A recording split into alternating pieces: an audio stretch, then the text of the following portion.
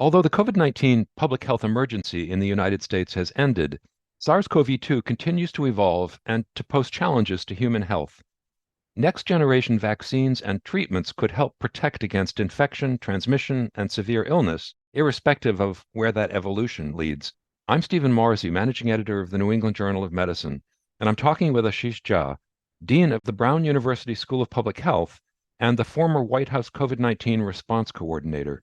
Dr. Jha has co-authored a perspective article about Project NextGen, an approach to developing new vaccines and treatments for SARS-CoV-2 and for protecting against other threats. So, Dr. Jha, how much harm is SARS-CoV-2 currently causing in the U.S. in terms of new infections and deaths? SARS-CoV-2 continues to pose a substantial public health and clinical problem. Obviously, these numbers change over time. Right now, we have been in some of the lowest levels of infection, still seeing 500-700 deaths a week. And again, those are some of the lowest numbers that we have seen throughout the pandemic. But just in recent weeks, we saw an uptick in infections. Hospitalizations are starting to climb. We will likely see an increase in deaths. And then obviously, this is not just about this exact moment. In the weeks and months ahead, especially as we get into the winter holidays, it is expected that we're going to see more infections and more serious illness as well. So this is an ongoing challenge. And then moving forward, what are the concerns associated with the emergence of new variants and waning immunity from vaccines and previous infection? Yeah, this is the big challenge that this virus poses. At this point, almost all of us have some immunity against this virus. But two things are happening. You actually highlighted both of them. One is that we're seeing rapid viral evolution, evolutionary pressure on the virus to evolve in ways that evade our immunity. And then you see a waning of antibodies and a waning of protection against infection that can happen as quickly as 3 or 4 months after a vaccine or after an infection. And that combination means that every 4 to 6 months, you have a population that's still quite vulnerable to infection. Majority of healthy people are going to be much less vulnerable to serious illness because of other parts of our immunity. But that vulnerability to infection is for all of us, and for elderly and for other high-risk people, those infections can be quite problematic. In your perspective article, you and Health and Human Services Secretary Becerra discussed the need for next-generation vaccines and treatments. So ideally, how would those countermeasures differ from the currently available options? Here's how we think about it. Right now, we are developing vaccines that are trying to target a specific variant or a closely related cousin. And each year, the FDA, last 2 years, has updated the vaccine with the effort to predict what variants will be dominant. But here's what we know. With all this rapid viral evolution, the virus continues to change. We may see viruses that really come from a very different part of the evolutionary tree, and our vaccines may not be as effective against them. And so that is a challenge. And then what we've also seen is many of our treatments, monoclonal antibodies, be rendered ineffective because of ongoing viral evolution. So the idea is, can we build vaccines and treatments that do 3 things? One is treatments that are more durable and are durable to ongoing viral evolution.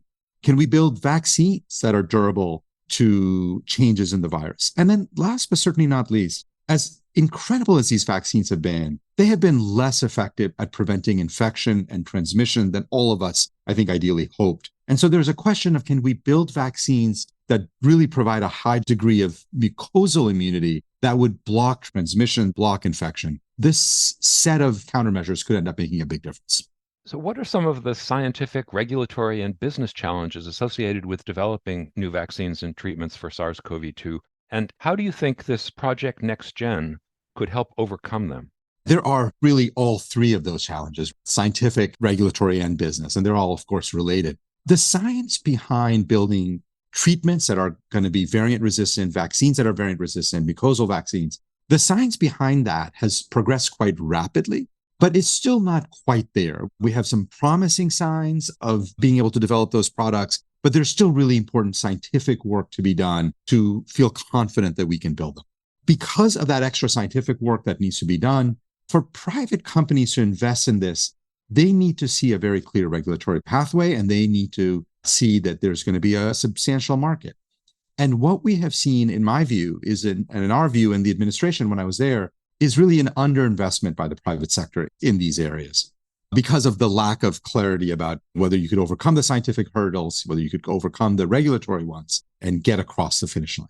And Project NextGen really in many ways modeled after Operation Warp Speed with important differences, is meant to overcome those barriers in the following ways. First is investing in promising science. NIH has been funding a lot of very, very important scientific work in these areas, and Project NextGen extends that scientific progress and allows for companies with promising solutions to get the resources they need to test and modify their products. The regulatory part of this is when the FDA evaluates these products, often FDA finds it's getting data from companies that have used novel assays or have tested these products in ways that are not standard for the way FDA usually does these things. And that can cause substantial delays. FDA often needs to go back and ask them to run the assays in different ways. And the goal here was if FDA can provide guidance on what it would like to see, what it thinks is the scientific gold standard, that can help companies streamline their development process and therefore move more quickly and more rigorously producing products that are going to meet the standards that only FDA ultimately can assure the American people is going to be of the highest quality on safety and efficacy.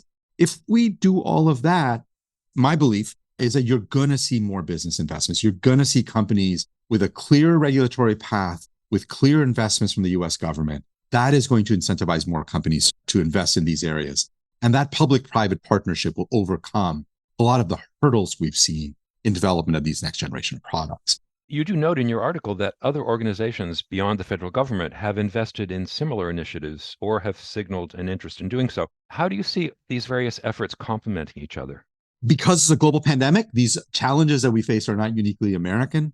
When I was at the White House, we had long conversations with our colleagues in Europe and Japan, elsewhere, who saw the same set of challenges that we did with our current vaccines and treatments, that they are extraordinary, that they're very useful, but that they have limitations, and that building this next generation of vaccines and treatments would be useful. The benefit of coordinating our efforts with the Europeans, with the Japanese, with others, with organizations like CEPI, it has the ability to extend our investments in substantial ways. So if the Europeans invest in a set of technologies that turn out, for instance, not to be effective, coordinating with them would mean that we don't have to invest in those technologies. We can put our investment dollars elsewhere.